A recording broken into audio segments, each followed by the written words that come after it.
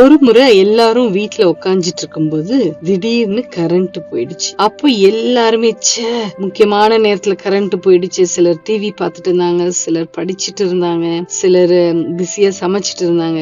எல்லாருக்குமே ஃபெடப் ஆயிட்டாங்க.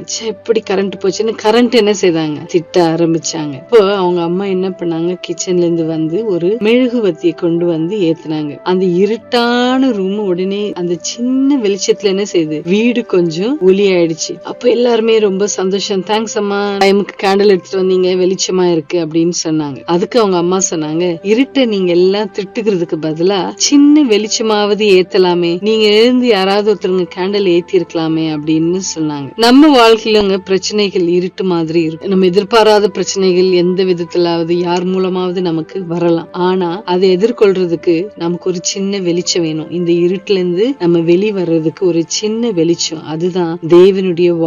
அது பைபிள்ல சொல்றாங்க, சங்கீதம் 119:105 உம்முடைய வசனம் என் கால்களுக்கு தீபமா இருக்கிறது என்று சொல்லுது. அதனால உங்களுக்கு என்ன ஒரு வாழ்க்கையில இருட்டா இருந்தாலும் தேவனுடைய வசனத்தை வச்சுக்கோங்க, அது உங்களுக்கு தீபமா இருக்கும். உங்களுக்கு கண்டிப்பா அது இருளுல கண்டிப்பா அது உங்களுக்கு வழி காட்டும். May God bless you. Good night.